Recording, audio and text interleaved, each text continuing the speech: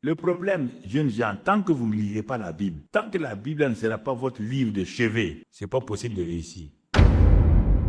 Dieu a un cahier de charge, puisqu'il dit à Jérémie, avant que tu ne sois dans le ventre de ta mère, je te connaissais. Écoutez-moi, quelqu'un qui t'a connu avant d'être dans le ventre de ta mère, avant d'être dans le ventre de ta mère, tu étais où?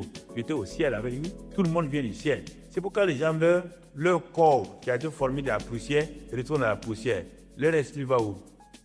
Donc, tu dois savoir ça. Mais si tu ne connais pas ces écritures-là, le problème, votre faiblesse, vous ne lisez pas la Bible. Vous êtes attaché au téléphone plus qu'à la Bible. Vous n'étudiez pas la Bible pour voir qu'est-ce qu'il est en train de vous dire. Quand la Bible est fermée, tu as fermé la bouche de Dieu.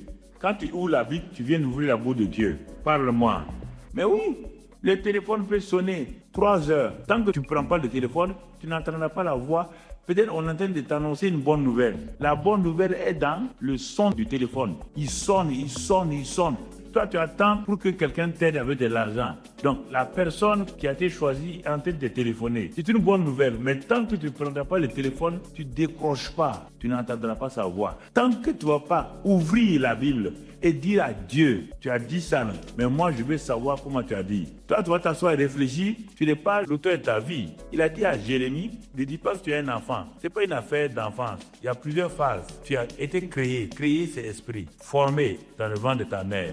Mais avant de sortir devant ta mère, si tu savais, quand tu es converti, que ce n'est pas ton père et ta mère qui donnent une destinée, tu allais être heureux. Il dit, avant de sortir du sein de ta mère, je t'ai établi prophète des nations. Ah bon, moi, oui. Sans avoir rien fait, oui. Quel est ton cahier de charge? Tu as un cahier de charge, vous savez. Quand tu vas arriver au ciel, là, tu es en mission, non? On envoie toujours un missionnaire avec un cahier de charge. Les ambassadeurs vont en France ou ailleurs avec un cahier de charge. Et ils doivent venir pour qu'on évalue leur cahier de charge. Tu crois que tu es né comme ça là? Et toi tu te lèves, bon, moi je vais devenir ingénieur, mais tu n'as pas demandé à Dieu qu'est-ce que Dieu t'a dit et qu'est-ce que Dieu a fait au ciel pour que tu... on te dit qu'il connaît la fin avant le commencement. Puisqu'il connaît la fin avant le commencement, demande à Dieu dans ton programme que tu as prévu pour moi.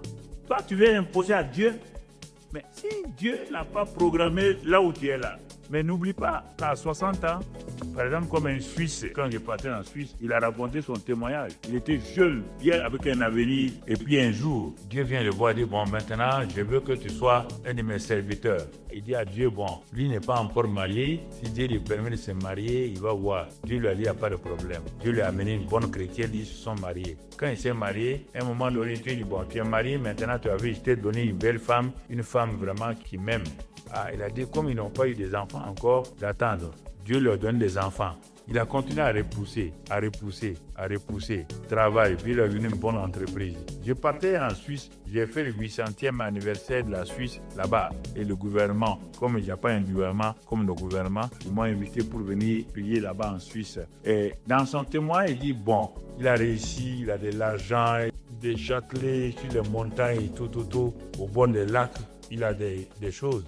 À un moment donné, il a vu que sa passion pour le Seigneur a beaucoup baissé. Et un jour, il prie maintenant. Tout ce qu'il avait là, il ne lui donnait pas satisfaction. Il a fait un temps de retraite pour aller dire à Dieu, vraiment, lui, il n'est pas satisfait. Il veut faire ceci, il veut faire cela. Dieu dit, bon, normalement, lui, c'est pas comme ça, mais pour son cas, là, il est obligé de faire. Il dit, bon, ce que j'avais prévu là, je l'ai ajouté pour quelqu'un et j'ai retiré ce que tu avais. C'est pourquoi tu te sens mal comme ça. Il n'y a pas un homme qui a pleuré comme cet homme-là. C'est comme Isaïe. Il a dit, tu n'as pas eu de bénédiction? Dieu dit, ah, non. Il dit, va voir dans l'histoire d'Isaïe. Jacob a retiré tout. Il a pleuré, mais j'ai dit non. S'il dit, c'est le cas exceptionnel. Je t'ai suivi, tu étais jeune, tu t'es marié, tu t'es béni, tu as des enfants bénis, un travail béni, tout est béni. Et tu refuses. Il y a quelqu'un qui dit, mon travail, il est ajouté là-bas. As-tu déjà demandé à Dieu qu'est-ce qu'il veut que tu fasses? Mais toi, tu peux pas imposer à Dieu. Dieu n'est pas un leader. Quand on t'envoie ambassadeur d'un pays dans un autre pays, le pays t'envoie avec un cahier de charges. L'ambassadeur est chargé de ça, le premier secrétaire est chargé de ça. Quand une entreprise t'envoie pour être directeur commercial et toi, tu veux devenir directeur technique, ça n'ira pas. C'est celui qui t'envoie qui commande. La plupart des gens, on dit on va les gêner prier. Et tu amènes tous tes besoins. Dieu dit, mais il dit aux anges là, mais cette femme-là, elle amène tous tes besoins là. Mais ça ne m'intéresse pas. Le reste, c'est ça aujourd'hui. Ça ne m'intéresse pas. J'ai dit, s'ils mettent mon royaume en priorité, moi je pourvois tous leurs besoins sans problème. Je sais que vous avez besoin. On va prendre Matthieu 6. Je sais que vous avez besoin de ça. Je sais que vous avez besoin de ça. C'est moi qui vous ai créé et j'ai un cahier pour ça. Mais vous laissez mon cahier de charges et vous m'apportez un cahier de charges de vous-même. Même si je vous donne ça, vous êtes jamais heureux. Jamais. Puisqu'un jour, l'État ou l'entreprise où vous êtes là va vous mettre à la retraite. Il dit qu'il n'y a pas même beaucoup de retraités maltraités. Les retraités sont maltraités. Ils ont fait leur volonté. Mais maintenant, ils sont à la retraite. Moi, je ne les écoute plus parce que je ne veux plus les utiliser. Ils ont refusé. L'État aussi ne veut pas, son entreprise ne veut pas. Il n'y a pas vu, ils viennent à l'église comme ils sont fatigués.